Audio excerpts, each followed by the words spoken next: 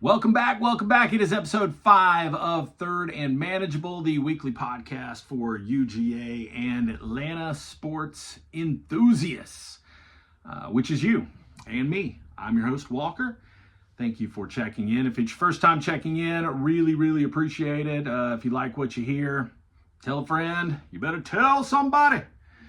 And if you have been returning and listening over the past few weeks, very much appreciate that as well. Subscribe, like, share, do what you do. We're going to talk about a lot of different things in this episode. I promised last time a recap of the Georgia-South Carolina game, a little look ahead for the Dogs basketball team, and that's where we'll start because that's the most important thing right now. I mean, I say important. Football is always probably the most important thing on people's minds, but just in terms of another big game coming up, we're going to start with UGA basketball.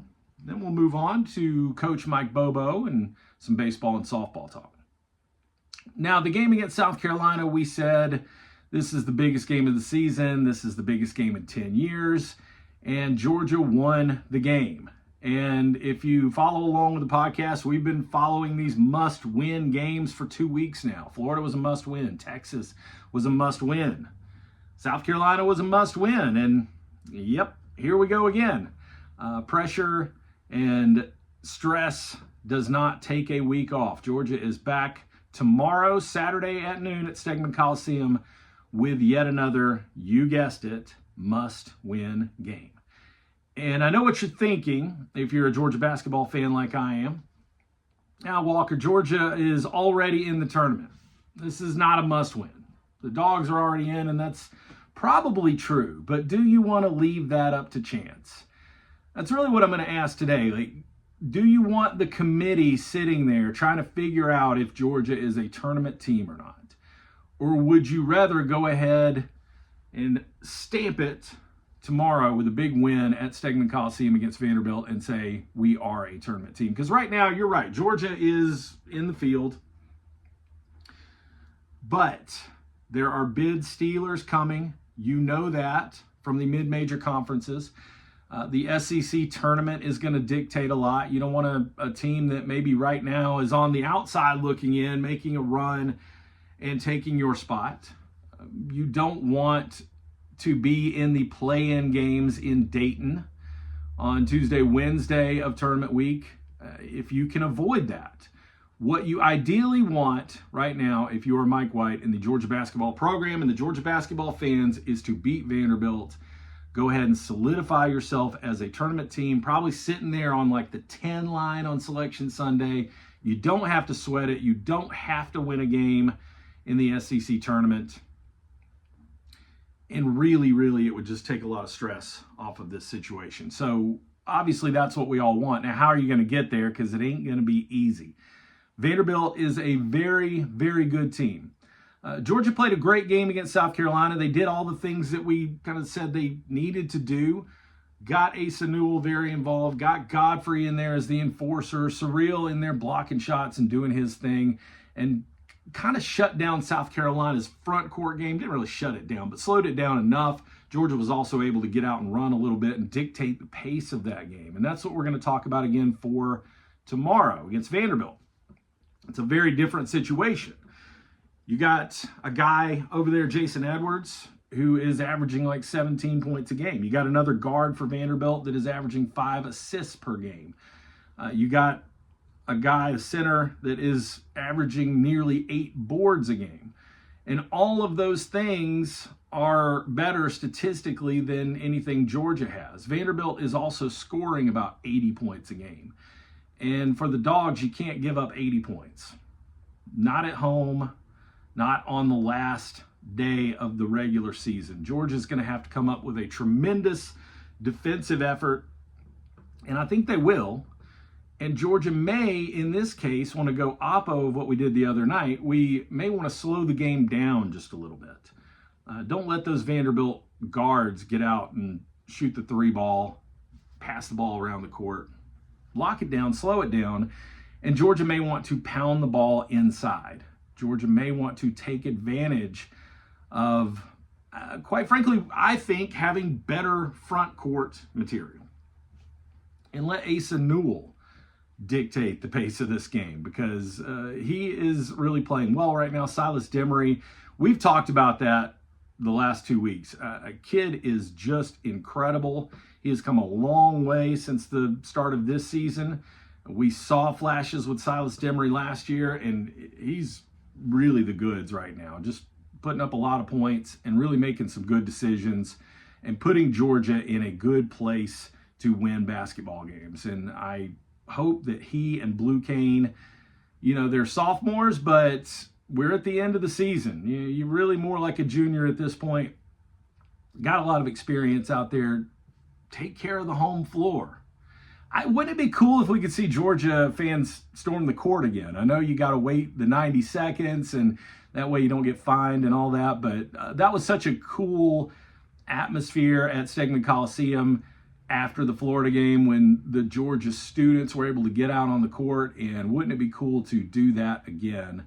And again, go ahead and lock in your Selection Sunday bid. Don't leave it up to chance. Don't leave it up to the committee. I hate that idea. Don't take your foot off the gas. Picture this game against Vanderbilt as another must-win game, and play like your season depends on it, and play with the mindset of, if we don't win this game, we're not sure what's going to happen. Don't listen to the people that are saying, yeah, you're already in. Georgia against Vanderbilt at noon at Stegman Coliseum. I don't like the noon tip-off, but I have a feeling that Georgia fans and students have waited for big-time games like this at home for so long that they are going to be amped, pumped, and ready to get very, very loud. Shout out to Screaming Free Throw Lady, whoever you are.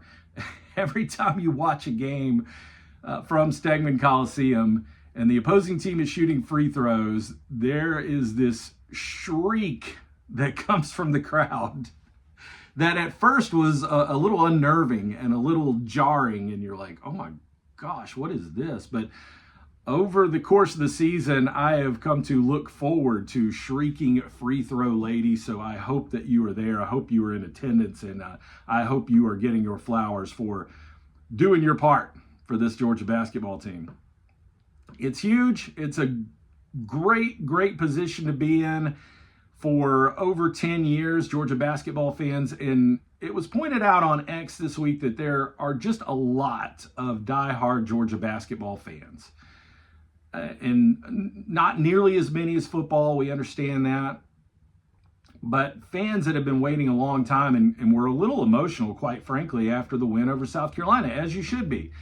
And people coming out and being a little vulnerable and saying, you know what, I'm going to cry happy tears of joy if and when Georgia's name is announced on Selection Sunday, and can't wait to see where the Dogs go, who they're going to play in the first round. Again, if we can avoid that play-in game, that is massive. You get in as like a 10 seed. All right, you're going to play a 7, which with the schedule Georgia has played this year in the SEC, they should not be intimidated to play anyone like UCLA or Kansas or some of the teams that I have seen on that 7 line.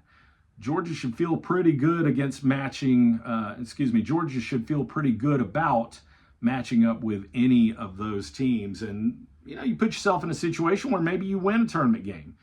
Maybe then a second round game against a 2 seed. Who knows who you might see in that scenario, and probably that's going to be a very, very, very good team on the 2 line. But, we're talking about a program that hasn't been there for a long time. So just being there is great. Winning a game in the tournament would be amazing. And I don't even want to know what would happen if Georgia somehow ended up in the Sweet 16. Athens would get turned upside down. The city would be worse than bonkers, as the great Larry Munson once said. So we'll leave it there. Come back next week and talk about hopefully all the things that went right in the Georgia Vanderbilt game, and talk about where Georgia goes from here, and we'll find out who we're going to play in the SEC tournament. That will be a Wednesday game, and Georgia could end up seeded anywhere between 10 and 12 in the SEC tournament. So you're going to be playing a team that has a similar record to you, and you're going to be probably playing a team that's on the bubble and needs a win just as much as you. So hopefully it's going to be an exciting SEC tournament this year. I think with the quality of this league, it may be more fun than the actual NCAA tournament. So we'll take a look at that when we come back next week. Happy Friday. As we sit here heading into the weekend, you may have heard the news that Coach Mike Bobo's contract has been extended. We talked about Coach Bobo a couple of episodes ago and why we think some of the criticism of Mike is unfair. I'm just going to say again, I've been on the record with this going back to the Mark Richt days. I don't have any problem with Coach Bobo. I think Mike puts up a lot of good stats and a lot of points and has put Georgia in a position offensively to win games a lot more than not. Some fans will point to a specific play here and a specific play there and, oh, well, we should have done this, we should have done that. And that's all fair. I mean, when you're an offensive coordinator and when you call plays for a living, you are going to get criticized each and every time you call a play. You open yourself up to criticism. But on the whole, and if you look at the averages and the stats over the years, Coach Bobo has put up some pretty gaudy numbers. Now, I know that last year was not great offensively. Georgia really never had an identity offensively. The football team struggled, obviously. That is the understatement of the year. Struggled to put up points, especially in the first half of games. Got behind way too often. Struggled to run the ball in a way that a Kirby Smart team never has. And we know why. We know why that is. Is it because of Coach Bobo? Probably not. Is it because his schemes and the plays that he's calling, and I don't pretend to be an X's and O's guy, but is it because his schemes all of a sudden aren't working anymore and they're too predictable and everybody sitting on the couch knows what he's going to do? I don't think it's that. I think that in football, and I've said this a lot, and I've been told this a lot by a lot of people that know a lot more about football than me, that you should be able to line up and run your stuff and the other team still can't stop you. Even if they know what you want to do, they still can't stop you if you are executing correctly. And that all starts with blocking. Blocking and tackling are the two most important things in football. The offensive line was not where it needed to be last year, and it's not nearly the product that we have seen on the field for the University of Georgia over the years. And that has got to improve. Coach Searles and Coach Bobo know that. They're not idiots, despite what you might read on the internet. They know that the offensive line play has to improve dramatically, not only if you're going to give Gunnar Stockton or Ryan Puglisi time to set up and throw the ball, but if you are going to run the ball effectively, if you're going to run the ball the way that Georgia wants to. And we got an explosive running back, Nate Frazier. I know he had the dropsy some last year, but I think that kid is going to do tremendous things this season. And if we can put him in a position to make big plays, I think he will make them. Also, if Georgia's wide receivers are catching passes on the regular and not dropping passes on the regular, and we can open up a little bit of a downfield passing game, that is going to cause that pass rush to back off a little bit. And that will help Georgia's offensive line. And Kirby always talks about, everybody's got to help everybody. And Gunnar getting out and making plays with his legs the way that Stetson Bennett used to, the way that Carson Beck wasn't really able to. That will help that offensive line as well. So for the Dogs, it's an improvement in your overall execution. And that's what we're going to look for this season. And I'm fine to admit when I'm wrong about things like this, some people have turned their negativity about Coach Bobo into their identity and turned it into a lifestyle, just to bash Mike Bobo every chance they get. And if Georgia's offense does not make those improvements this year, I am perfectly fine with having a conversation at the end of this season about whether the Dogs need to make a change. But for right now, I don't think that change is needed.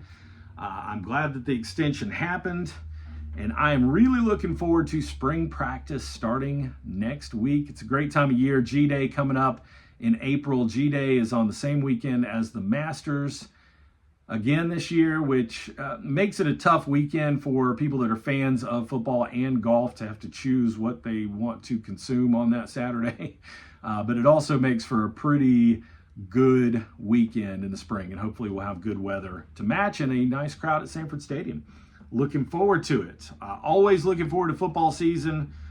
There is no off season in the SEC, as you know, and Georgia, I think, is set up to have another good year. We'll look at Georgia baseball for a few minutes here. I mean, nothing much really to glean from the two midweek games. You got 2 wins, by the way, against High Point and against Georgia State. That Georgia State game on Wednesday, I think, went on for about 9.5 hours. The final score was something like 38-34. Resembled more of a football game than a baseball game. I'm kidding, but both teams did score double-digit runs, and that game did last 4 hours. And we've said it episode after episode since baseball season started. This is not a recipe to win in the SEC. Georgia right now, them Dogs is hell at the plate. Don't get me wrong, they are tearing the cover off the ball, and they are scoring a ton of runs, and everybody's getting in on the action. But SEC pitching is not going to allow that. You're not going to score 7, 8, 9, 10 runs a game. I don't think. I mean, maybe they can. Maybe they will. And that would be fantastic. But you have to figure out a way to get this pitching staff pitching better, especially early in games. And again, there's issues there. It's not just, oh, well, these guys need to learn how to pitch. I mean, Colton Smith has been sidelined with all kinds of weird things this year, and he's pitched some, and they're trying to stretch him out a little bit. But when I looked at the pitching rotation for this weekend series against Columbia, I don't see him there. I assume he's going to come out of the bullpen again some and just be as ready as he can be for the first SEC series against Kentucky next weekend. Goldstein and Finley will pitch and obviously need to pitch better. Obviously need to limit the amount of damage that other teams are doing early in baseball games. And they will.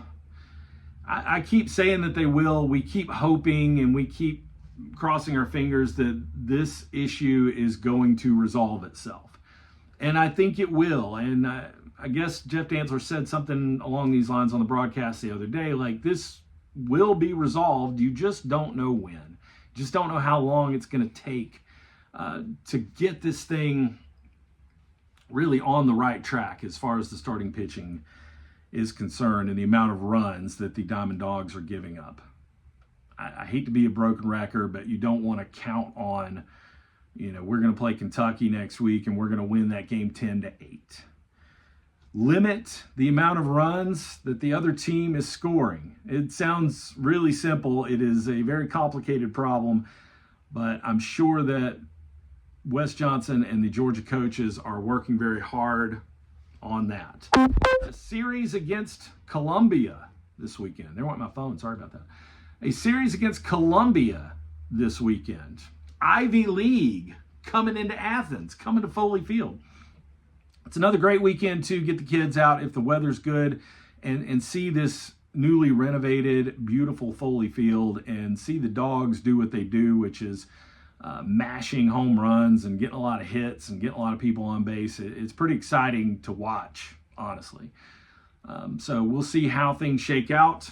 The Dogs have only lost one game. I continue to remind you they are ranked as high as number 3. I think I saw a poll where the Dogs were ranked 3rd in the country this week. Number 5 in the D1 baseball poll.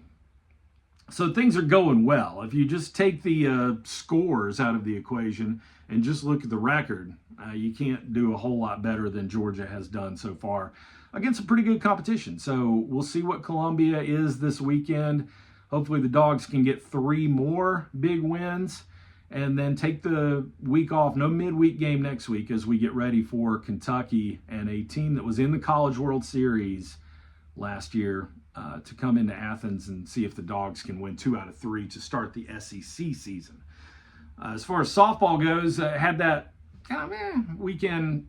Last weekend, Georgia softball went 4-2 against the opposition they had in the Red and Black Classic there at New Jack City. Softball right now is 18-2 and starts a series, as I'm recording this on Friday, starts a series tonight against Tennessee, who is ranked in the top 10 in the country. Warned about this all along. It's going to get tough when you start SEC play.